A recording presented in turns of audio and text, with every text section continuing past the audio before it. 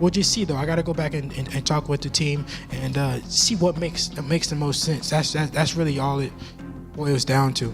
I'm very disciplined in the sport of boxing, in life in general.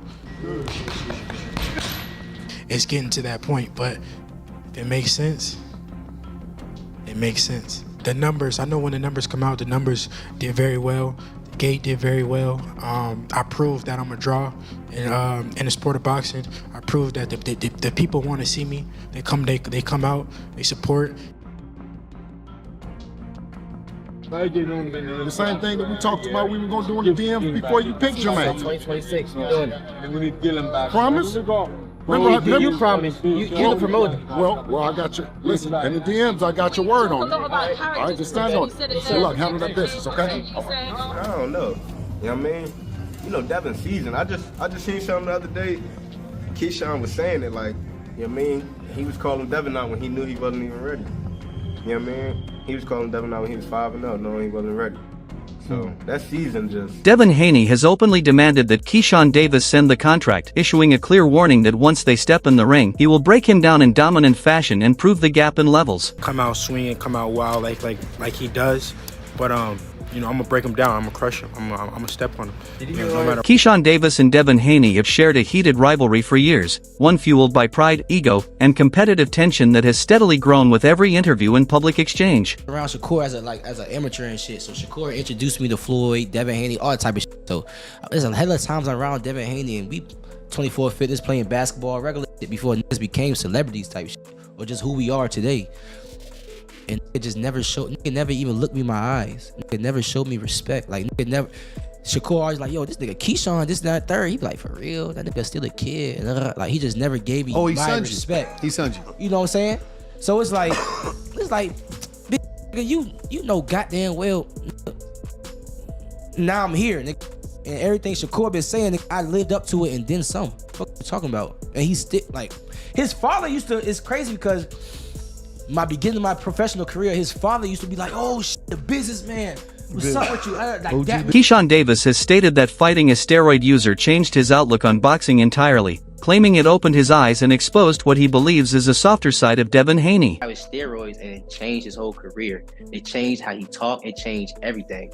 So us seeing Devin Haney doing all of this with a person that had 0.1 estrogen, and we all seen that Ryan Garcia was still in there getting tired. It's like, bro, I'm sorry, there's no other word to put this. You're a bitch. Excuse my language. That's how I feel. You're soft. You don't know how to take your L's. You a person that been given everything all your life, a daddy's boy, making sure you've been straight all your life, and now you took your first loss. I feel like you don't even know how to take it. Granted, I wasn't in there fighting Ryan Garcia, but you asked me how I feel. You just took it always as suing and all that extra shit. I feel like, bro. Keyshawn Davis has been dominating his opposition, most clearly shown in his victory over Jermaine Ortiz, and now he believes the timing is perfect for a showdown with Devin Haney. Davis goes out and dominates Ortiz, beats him pillar to post, and knocks him out in the 12th round. 11th round body shot put him down. 12th round body shot took him out. I was really impressed with Keyshawn that night. How about you? Yeah, no, I was impressed because Ortiz was a handful. And I think that's the best I've seen Ortiz fight. We know that he's a championship spoiler, right? If you're not careful with guys like Ortiz, they can win quiet rounds, and next thing you know, you're in trouble in the later part of the rounds. This fight could have turned out that way, but Keyshawn never allowed Ortiz to play the spoiler, and he closed the show. If Keyshawn wouldn't have got that knockout in the end, then I probably would have picked apart that performance a little bit and been like, you know what, man? Keyshawn wasn't at his absolute best. He could have done this. He put it in another gear. It was a big moment, a big stage, but he closed the show, and he never let the spoiler play. Shakur Stevenson has praised Keyshawn Davis, saying he has prepared his brother and many others, but none of them match Keyshawn's elite level, mindset, and readiness for the biggest fights. It's right. It's kind of, I'm not going to say it's kind of unfair.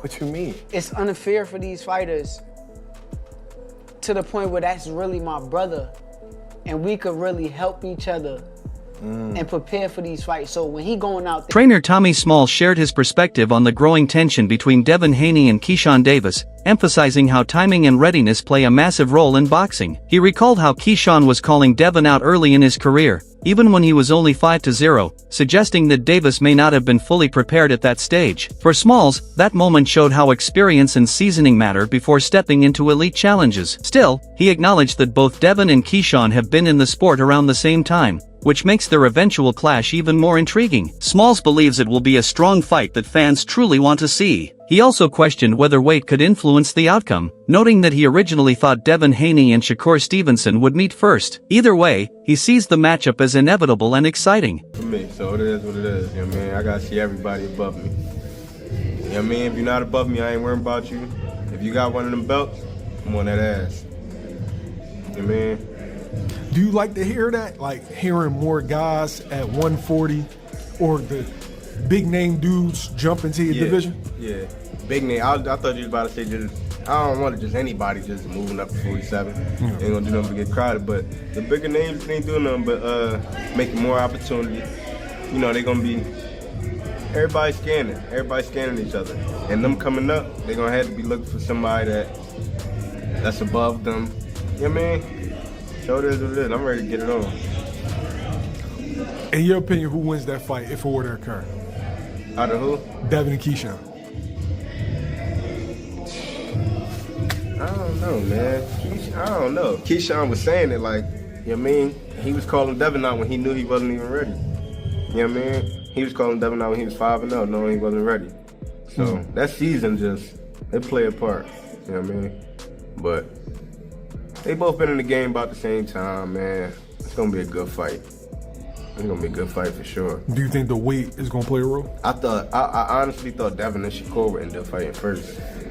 You know what I mean? Me too. I thought they would end up fighting first, but Davis dominated from start to finish, controlling the pace and systematically breaking Ortiz down with precision. He mixed his offense beautifully, working jabs to the body, hooks, uppercuts, and sharp combinations, while applying constant pressure that never allowed Ortiz to find his rhythm. The fight ended dramatically when Davis scored a knockout in the 12th round after sustained body punishment. It was a statement win on a big stage, showcasing not just his skill, but his ability to close the show when it matters most. This victory solidified Davis as a rising force in the sport and confirmed he is ready for even bigger challenges. Good game plan, Jermaine Ortiz, and he's just not that guy.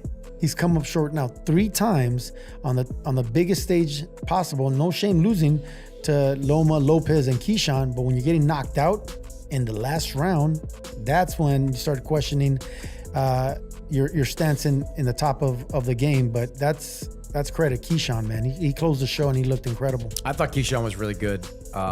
He obviously filled out the weight really well. He is a strong 140-pounder.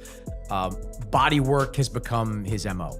You go back to the Dennis Baranchik fight, knocked down Baranchik, kind of went the same way. Knocked down Baranchik in the 3rd round with a body shot, knocked him out in the 4th round. This time was the 11th and the 12th round for Jermaine Ortiz. I would disagree with you that I didn't like Ortiz's game plan.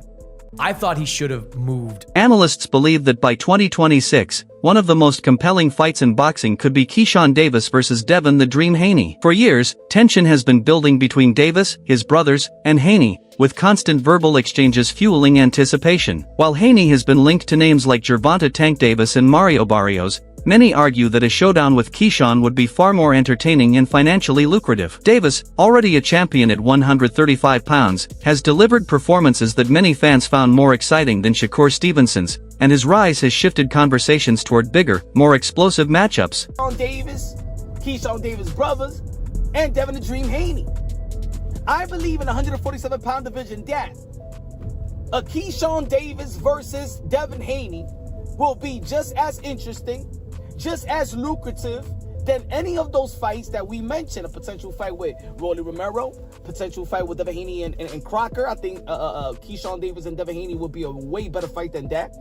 Mario Barrios, I think that Keyshawn Davis and Devin Haney promo will be way better than the Mario Barrios and Devin Haney. And of course, those are unification bouts, but we also in the landscape of boxing in which belts don't matter as much.